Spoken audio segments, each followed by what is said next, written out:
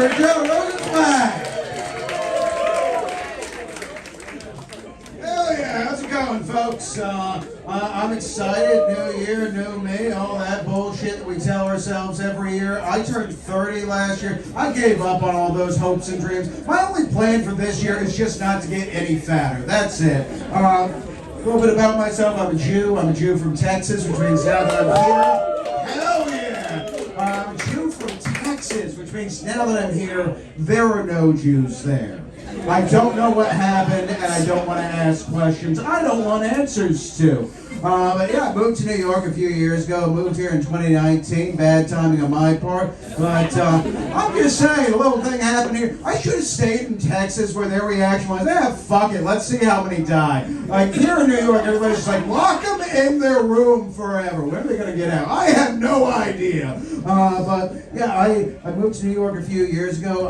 I know I'm not going to ever be a true New Yorker. I know that because New Yorkers have kind of this charisma, this energy, this machismo about them. And like, this is mine. This is up here performing for people. This is the only place I have it. You see, everyone in New York who's born here and raised here, they are way too confident in themselves. Even the homeless people here are.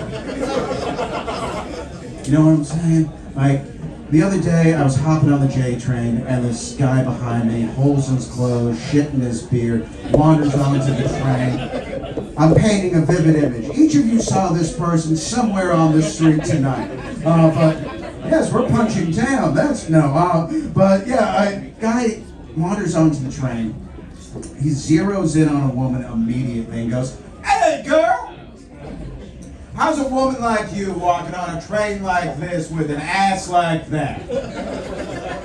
And he gets shot down immediately, obviously. But New York confidence. He sits next to some random dude and goes, "Bitches, am I right?"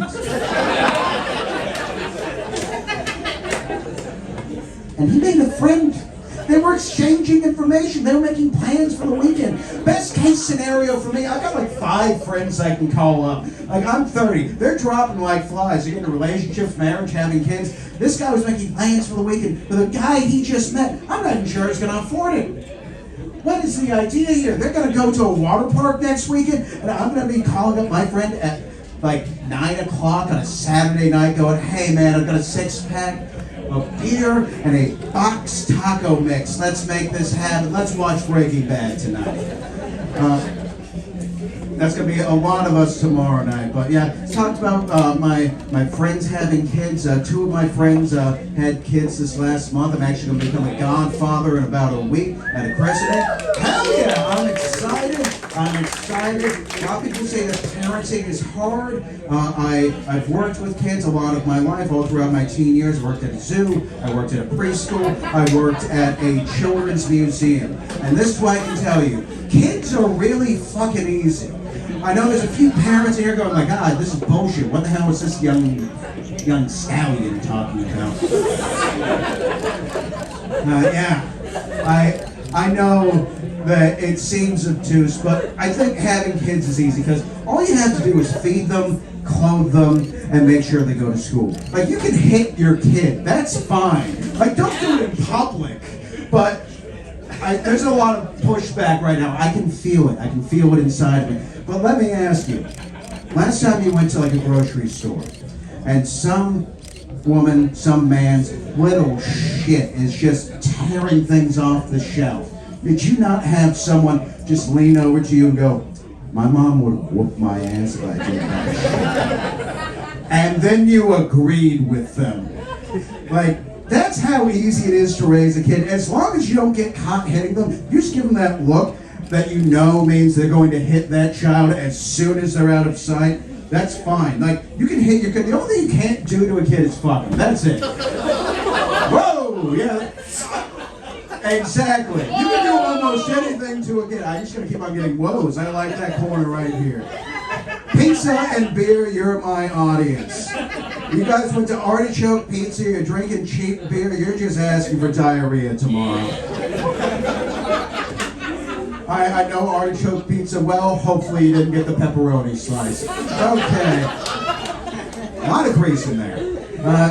Yeah, it's it's been a fun year for me. I'm actually doing well in comedy, which is crazy because this is the closest thing I've had to an actual career in my life. I'm like,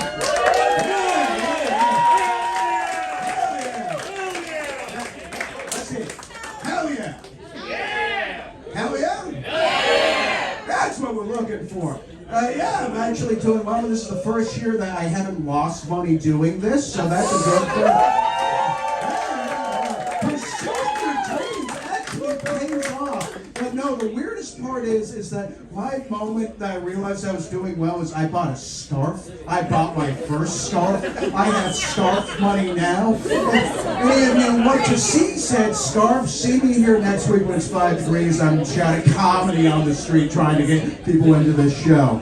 But no, it's been a good year. The scarf was an exciting moment for me, not just buying it, but the next day when I don't know if you guys know this, the women in the audience don't know this, but us guys, us fellas, we make friends anywhere over any kind of thing. And I have proof because I got the scarf. I was excited. I wore it the next day. I looked lovely in it. And then I went to work. 6 a.m. The doors on the train open. And there's a man sitting there with the exact same scarf on. He looked me up and down, and he just goes, "Did you get that at street fair? Street fair, street fair, street fair." And we just dab it up right there. I'm pretty sure that I'm going to be the best man at his wedding. Yeah, New York has been a hell of an experience for me. I grew up in a conservative Jewish household, both conservative in the religion and conservative politics-wise. I listened to Rush Limbaugh as I went to sleep at night. Yeah, I know. Not great. But I just like that drawback entirely. Rush Limbaugh, you're the guy with a voice like this. Yes, some people had Sesame Street. I had conspiracy theories. We all have our own thing. But no, I grew up in a conservative Jewish household, which means for you non-heaves here, that means that I knew what pussy tasted like before pepperoni. But yeah, I moved to New York, grew up in a relatively conservative area. Didn't know any gay people when I moved here. I moved here in June though. Y'all know what June is? Yeah, it's Pride Month. I didn't know that. So I landed at JFK like, holy shit, Fox News was right about this place. It was an awkward time to be alive. But you know, you live, you learn, you have a good time, you get invited by your now new gay friends to go to the Pride Parade. And I gotta tell you, if you haven't been out there, you definitely should. It's the funnest parade you can go to. Hell yeah. But there is always a moment during June where they ask, where's the straight Pride Parade? And I'll tell you. It's in March, it's called St. Patrick's Day. Alright, they gave me the light, which means that I have to bid all of you adieu, but it's been great being here with y'all. Give it up for Kat as she comes back to